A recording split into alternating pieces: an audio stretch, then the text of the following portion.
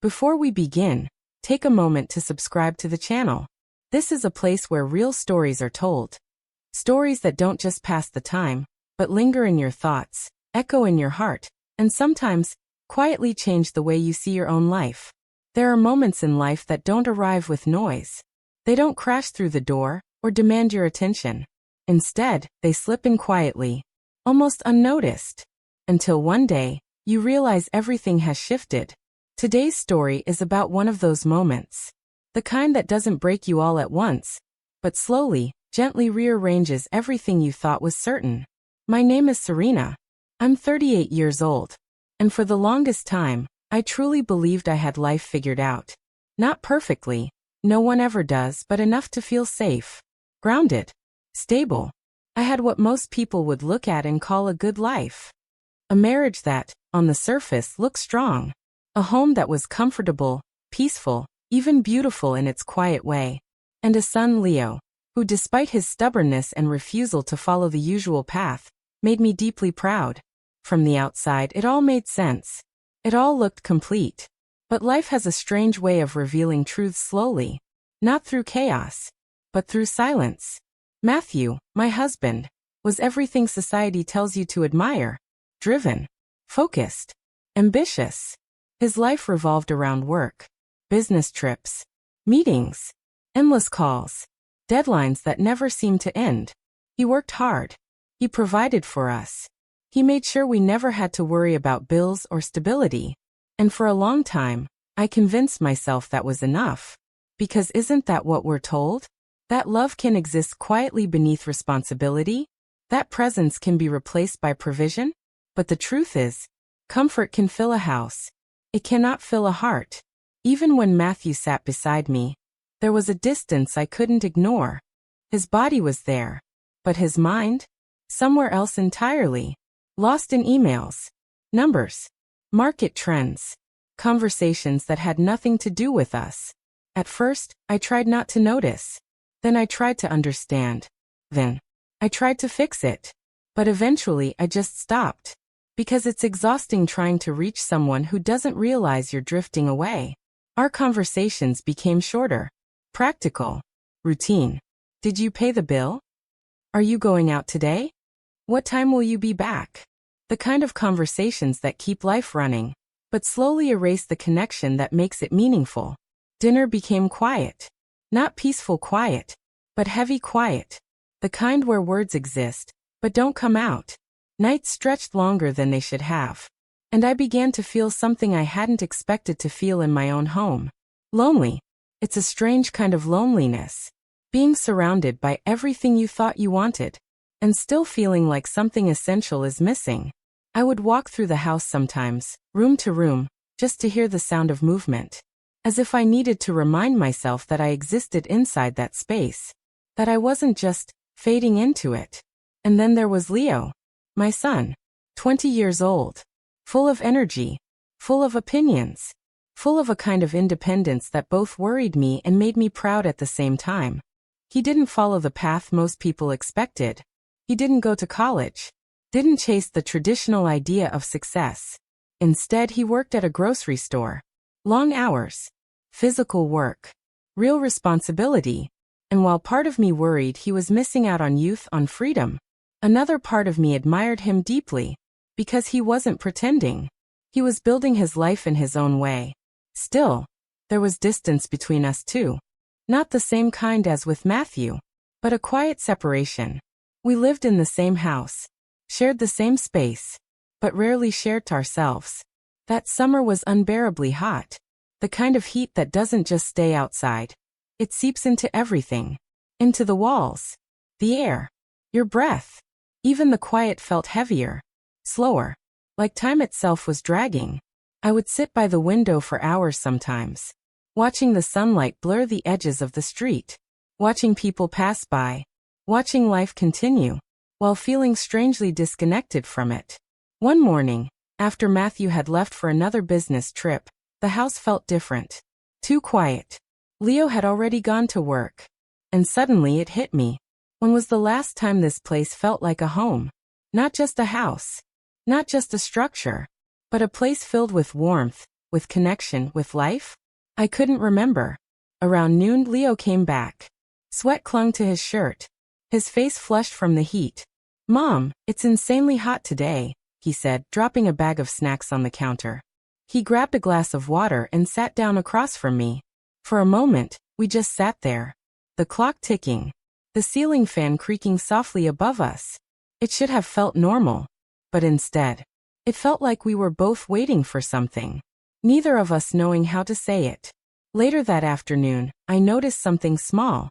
The sound of running water. Leo was in the bathroom. It was nothing unusual. Nothing important.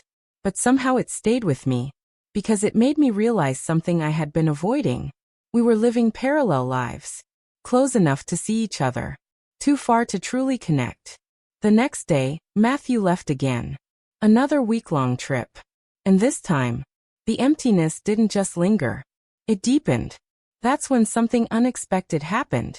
Leo approached me. Not casually. Not in passing. But with intention. "Mom, what if we took a trip?" he asked. "Just the two of us. For a reset." The suggestion caught me off guard. Not because it was strange, but because it felt meaningful. Like he was reaching for something we had both been missing. Connection. Time. Understanding. But instead of saying yes, I hesitated. I thought about Matthew. About what he might think. About what it might mean. And so I smiled. Softly. And said, "Maybe another time." I saw the disappointment in his eyes. Brief. Subtle. But real. And it stayed with me longer than I expected. That evening something shifted. We sat together as the sun began to set. The warm light filling the room. And for the first time in a long time, we talked. Not about schedules. Not about responsibilities. But about life. We talked about his childhood. About the things he remembered. The things I had forgotten. We laughed. Genuinely. The kind of laughter that comes from recognition. From shared memories. From feeling, even for a moment, like everything is okay. At one point, I jokingly asked him about his love life. He laughed. But then he grew quiet. And after a moment, he said something that stayed with me. "Sometimes, I just wish this house felt like home again." It wasn't said with anger. Or blame. Just honesty. And somehow, that made it hurt more. Because I realized. He felt it too. The distance. The silence. The absence of something we couldn't quite name. Later that night, he asked me something I wasn't prepared for. "Mom, why do you seem so distant lately? Why don't you smile like you used to?" For a moment, I considered brushing it off. Giving him a simple answer. Changing the subject. But something in his voice stopped me. And for the first time in years, I told the truth. I told him about the loneliness. About the distance between me and his father. About the quiet sadness that had slowly become part of my everyday life. I didn't dramatize it. Didn't exaggerate it. I just spoke honestly. And he didn't judge me. Didn't interrupt. Didn't try to fix it. He just listened. And then, he placed his hand gently on my shoulder. And said, "Mom, I'm here." And in that moment, something inside me broke. Not in a destructive way, but in a releasing way. And I cried. Not because everything was wrong, but because, for the first time in a long time, something felt right. The days that followed felt different. Not dramatically.